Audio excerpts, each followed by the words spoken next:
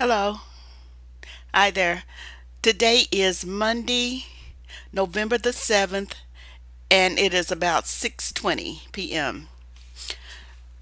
I know I was going to talk more about biracial relationships. Not biracial, but interracial relationships, but I'm going to save it for another recording.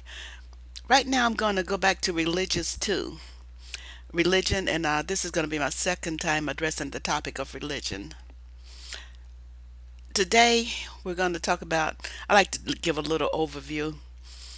Okay, so I'm going to read my notes. The title is Religion Dash 2. And topic 1 is Jesus, the first setup. Heaven is the second setup.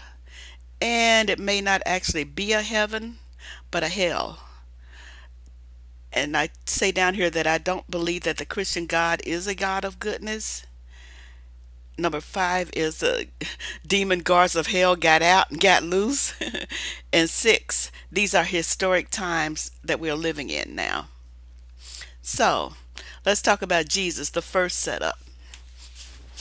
With the universe, this is where I'm sorry if I made that noise, I just adjusted my mic a little bit. With the universe, I had to, when I first started questioning religion as I know it, as we know it, what I did was break down all of the thoughts about it and went all the way back in my mind to the first constant that I can see with the universe, because I wanted something objective. And the one thing that I found was balance. Everything about what we do on this planet and this universe is balance. If something comes out of something, something's got to go in something.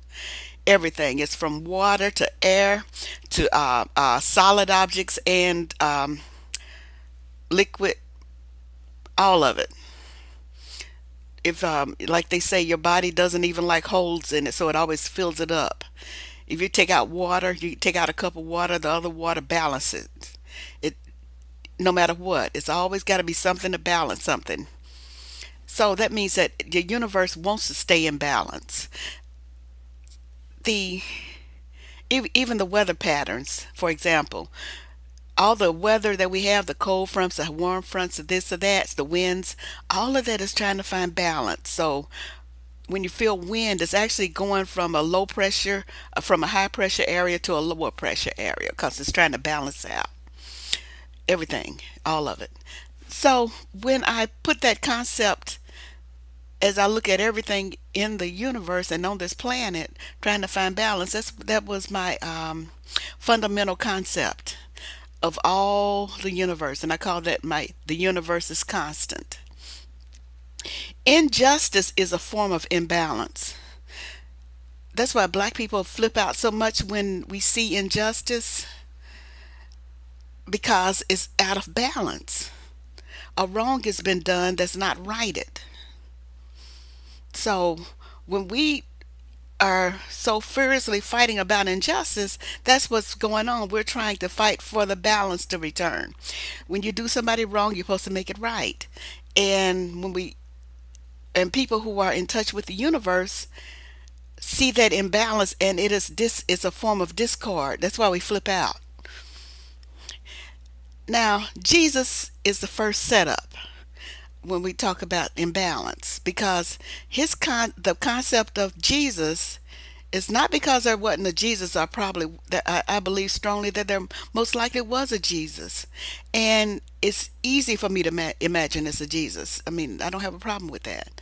My problem is what happened and how it happened, because to me, Jesus, bless his heart, was another black man being executed by law enforcement. That's and it started. It's probably going on a lot then too. Ever since we met them, that's been the same story, and we've been forgiven and changing and da da da all along. But I think of Jesus as being the first black man that was executed by law enforcement, and the coons were the ones that were saying crucify him, shouting it along with the Romans. So I don't have a problem doing that, believing that. However, the first setup is that Jesus in the stories was supposed to have died for the sins of mankind. That's an imbalance. If you don't make it right yourself, then you didn't feed the balance. So if you got a bunch of sins of whatever you did and you let somebody else take the punishment for it, you actually created an imbalance on your own soul. Among the things I did when I first started really thinking about it, and that's what I call when the mental virus started unraveling in my mind. And look at Religion One and some of my other ones. Remember when I say that this is one long, continuous recording. These are all related and they all build on each other. So if you're on this one, put this one down and redo and listen to the ones that came previous. The first few, I didn't put dates on them because I didn't think about it as being necessarily important. But I do want these in chronological order. So, try to figure out what date it was that came first, but the ones that came later I am putting dates on them. But listen to the other ones previous to this so that you can see what I'm building on because I don't want to repeat myself over and over again. So, with Jesus having died for your sins, all you did was become a criminal yourself because you let somebody else be punished for your sin. If you buy that you even have an original sin. I think black people, even if we did have an original sin, we done paid for it. We have paid for our sins. Other people haven't. Things like a concept of a scapegoat is a concept of somebody else taking a payment or taking punishment for something that somebody else did. And I think in this culture, they have to um, sacrifice a goat every year or so, or whatever, a season or year. But it's still something that's taking a punishment for your sin. You've got to pay for your own sins. When I first figured that out was when I was questioning authority. And I told Jesus, I'll pay for my sins. And I'll pay for a tiny percent of my mom's sins because I want the balance righted and I want to make it right. So I should pay for sins in proportion to the sins I committed. And I should get rewarded for the goodness I did. And to me, that's balance. That's what you do. I don't think of heaven and hell as the streets paved with gold with the big old tall man in a robe with all these little people at his feet walking around, shining light, all of that. Because that wouldn't be a heaven for me. And I would talk more about that in a little while when I talk about heaven being the second setup. But anyway, with Jesus paying for your sin, you're actually committing the sin. If you buy that somebody else should pay for your sin, you don't have clean hands. Any more than say you see somebody steal something or another out of an expensive store and come sell it to you, and you know they stole it, you're guilty too in by the law. So if you accept stolen goods or even buy stolen goods, especially if you know they stolen, you are as guilty as the one they selling it to. Or you might be having a different name or whatever you're guilty of, but you get my point on that. So that's the first setup. It's setting you up to actually commit a wrong yourself. Okay, that's ill-gotten game, and that's a setup. So Jesus, the concept of Jesus and his punishment for your sins is a setup. That's a setup. That's setting you up to do evil. Stop sinning so much if you don't want to pay for it. Simple as that. I cut back on a lot of my sinning, and sins don't get confused. Um, Things against the law as being a sin. I'm talking about immoral acts when your conscience has told you that you shouldn't have done that. That little restraint that's in the back of your mind that tells you right from wrong, that's a sin. Stuff that they might call against the law is not necessarily a sin. Legal and morality are two things that don't really have anything to do with each other. Get that through your head. Things that is legal might not be moral. Things that are illegal might not be immoral. I don't even call it the justice system or the I call it the legal system, because things that are going on in our legal system is not just. It's not fair. It's not moral. So stop calling our the justice system the legal system the justice system, because are they couldn't be further from each other. Same thing with religious laws. They might not be immoral. There are things they're telling you to do that may not necessarily be immoral. The preachers in religion, incidentally, if you believe them, especially in the early church, the early Catholic Church, these were some of the most immoral people around, but they were the conduit for the divine. So people followed them, even though the people who were following them were doing less evil than they were. These people were raping kids. There were points where the parents of good choir boys who could sing beautifully, they kept them under close watch because they knew they'd get that their child would get kidnapped and be forced to be in some pope's or religious leader's household and be molested. Okay, so these people did a lot of actions of the flesh that they considered sins themselves, yet they did it, and everybody knew they did it, and they would still pray to that individual to get them in heaven. Do you think that anybody moral would actually want to go to a heaven that this person is a spokesman for and is rewarded by that deity to allow to be a spoken for it? So we're already in trouble when you're talking about this kind of a religion, because it's got things that aren't moral going on with it, and their leaders are being immoral. So the second thing I'm going to talk about is heaven is the second setup. Streets paved with gold and so forth. I got down here and I got a comma. This is greed. All the things that they were telling you in life were bad things to do, they're rewarding you with in heaven. That's a setup. Like in one of the religions that's based on that same deity, you get 400 virgins if you kill yourself. Now, they don't want you to fornicate in real life down here on earth, but they're going to feed into your fornication and lust when you're in the next level. You can't be doing unholy acts in a holy place. So, that is, if it's a righteous place. So, maybe it's not a righteous place. You might actually get your 400 virgins, but you're not in, you might be loving it, but that ain't a heaven.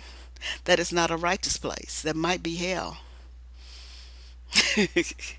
So, yeah, that's what I'm saying. If you're going somewhere where they have led you to believe that you can indulge your greed and other vices, perhaps that's not really a heaven for you. Maybe that's not a heaven at all. Maybe that's a hell that's got a new name and it's rewarding its best servants. So that's what I'm saying. That might not actually be a heaven. It may be a hell. And the other thing about that is it may be a hell for you. And so, which brings me to topic um, 3, part 1. It may be a hell. And I'm going to read this off to you. If the same white people are going to this heaven and the same black people are going to the same heaven, and the white people are the favorite child of this God, then what do you think may be happening to any black who enters this realm? That is, if you go into this, uh, well, a joke I had was, I think Jimmy Swaggart or one of those people was on TV going on and talking about heaven and how he's going there. And I looked and said, I don't want to go to nothing he's going to, and I believe really strongly he's going to go exactly where he thinks he's going to go. Now, whether you and I might think as a heaven is a different story. But if he said, if I can't say where he gonna go, but if anywhere he going, I don't want to be. Nor do I want to be where most of these televangelists are going. Nor do I want to be where most of these white supremacists that are running around talking about they're doing God's work and praying and jumping around saying God stuff. I don't want to be where they are, and I don't want the same God they want. And to me, this God has made his choice. They're his favorite child, as evidenced by the results of the work. That's my evidence. The results. If this stupid bunch of people can conquer the whole world when they're not the smartest, they're not the strongest, they're not the most populous, yet they control the world. I have to say that's divine intervention in there somewhere. It's twofold. There's divine intervention that clears the obstacles, and it's them doing their work by being violently aggressive. So they're the most violent and aggressive, and they took everybody down. So they did their work, and they're continuing to do their work, and their deity is continuing to help them and protect them. I'm saying they can't be my deity because that deity has got a different agenda than I do, and its people have a different agenda than helping me and mine, and they're attacking me and mine. So you got to be my enemy. So let's look at this, and I'll read that to you. Well, I already read that to you, but my second part is that black people may be having to struggle in heaven too. Because if black people and white people are going to the same place, and white people are the favorite child, so that white people are at the top of the food chain with this deity, above the brown people and the black people, and it probably has a color hierarchy. I don't actually believe it is a righteous God that they're praying to. The evidence to me speaks for itself. People might say the evidence speaks highly in his favor for it being a good God, but I don't buy it. I just don't. Too much. It's done too much. It's too much stuff. And I'm thinking that if our black family that turned Christianity and prayed to this God and got to the place that's his realm that he controls it for the afterlife, they might be suffering at the hands of white people. The souls of white people, the souls of black people might be suffering at the hands of the souls of white people. And when we die, we might have to go into battle and rescue our family and really pull our family out of some kind of hell that they might have gotten themselves into by following this God. Because I don't think the God is actually our friend, not the friend of black people. If it's supposed to be my friend, I expect more from him. So, and I'm not seeing it. So we might have to fight for our families when we get to the other side. And I'm willing to fight for my family, and I won't be calling on it for help. I'll call on a goddess or somebody else if she's able. Um, if she's not being blocked off, I think that she is strong, and I think she is working because I see evidence of it. And I, but she can't or won't, and I don't blame her if she don't help us until we do our part, which is to pay homage to her, apologize, and then start singing praises and doing what we need to do. And that is turning away from the God that's um, hurting us and turn toward the God that did do her job and helped us when we were her children. I'm just saying, the lands that were the most fertile on earth were the children were where female gods were worshipped. That's the Polynesians, the Africans, the all that part of the world where the strongest agriculture was a female deity that was worshipped and praised. All over the world, the peoples of the world, they have a dance that's in tribute to grass. They have grass dances in the Native American, the Polynesians, and the Africans. I'm not sure about the Aborigines, but they're grass dances in their culture. Those are dances that's in celebration of agriculture and things that grow. And we need that again. We got to get that back. So we might have to rescue our ancestors from wherever that deity is that might have them, and from the white people, or the souls of white people. My next one is topic 4. I do not believe that the Christian God is a God of goodness. I believe that he stole the goddess's work and usurped her place. And I believe that we helped put him there. This deity has the same personality as white people, his most favorite children. I believe that white people, although this God began as a Semitic God that's half black, half white,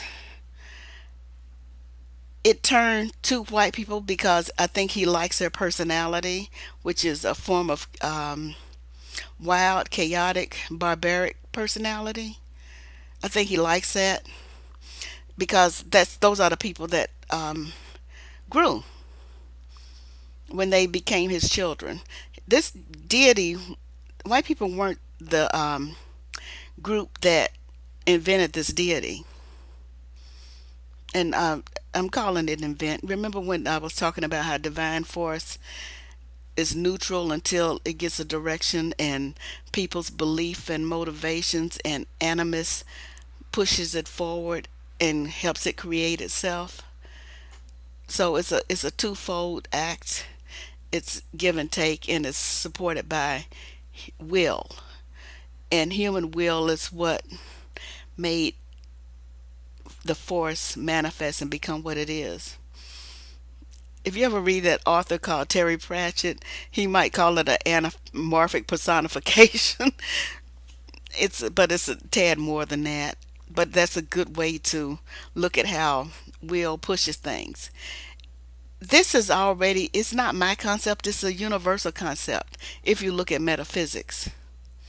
And that's over and over again. That's what prayer means. That's what the rituals about. Those are metaphysical concepts, and it's talking about will pushing divine force in a direction. Divine force or divinity in itself is neutral. It can be good or bad.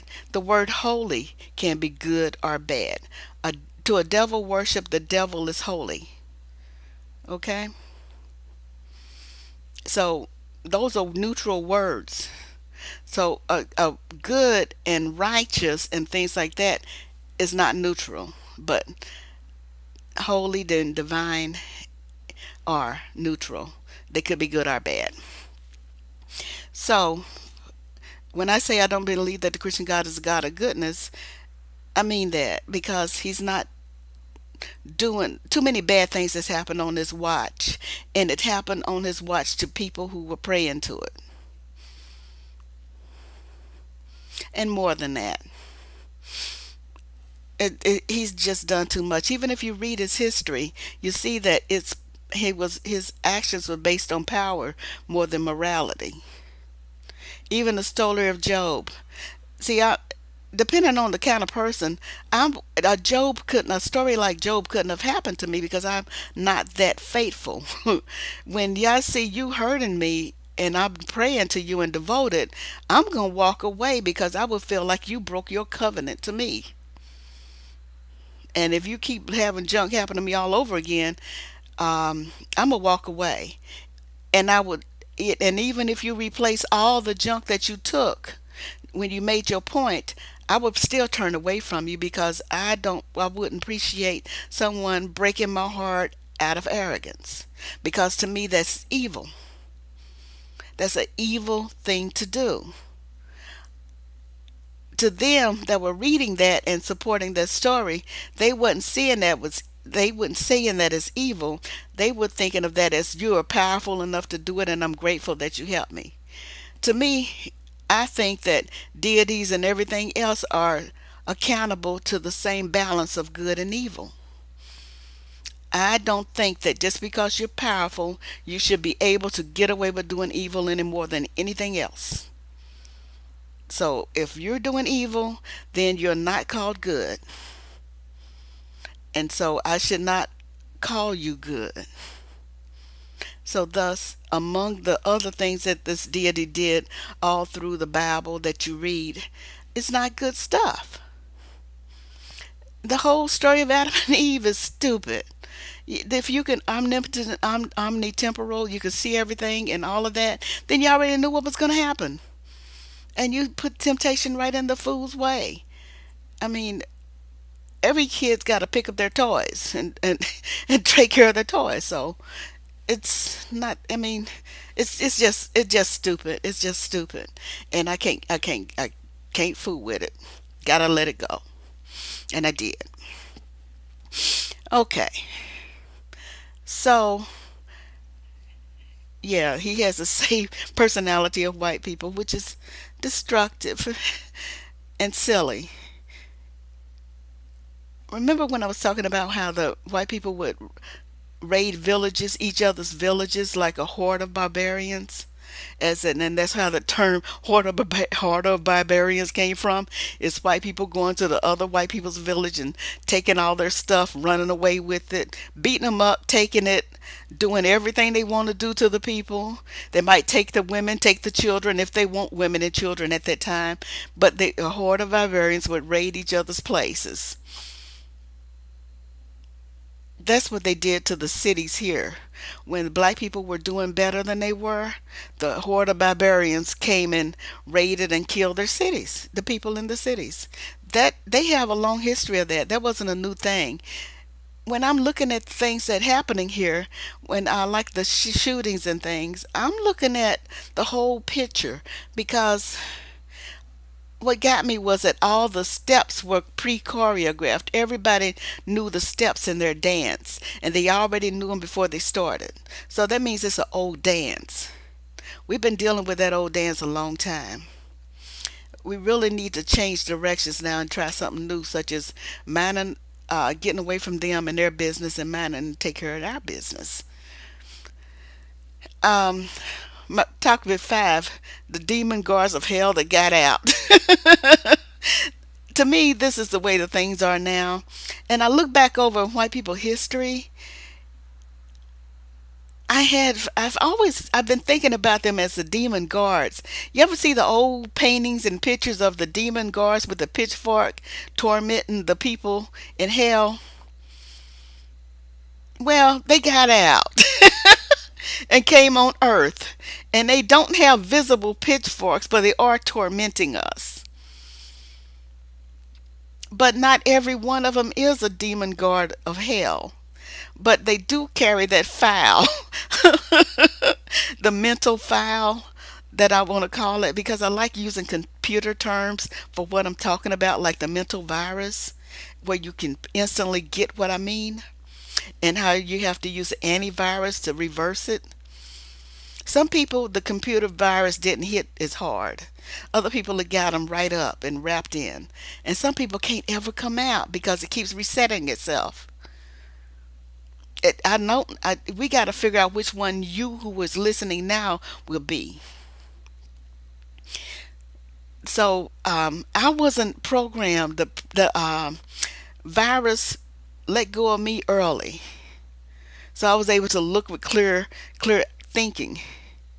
Okay, and among the things I thought about was how they were acting, and I said if there was ever a demon tormentor that came out, it'll be them. Other people are just calling them demons. But the reason why I would think about that concept because they are tormenting and confusing you.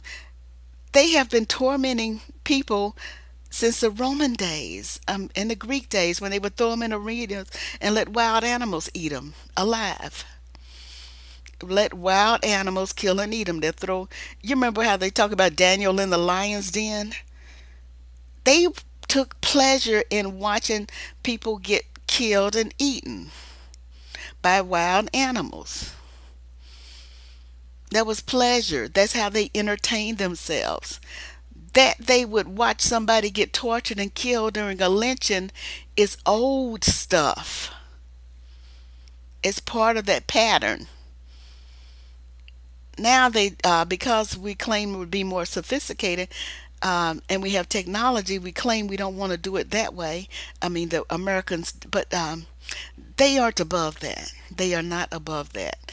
We have movies, thank goodness, to channel that kind of hard aggression, but they still got people who want to see that.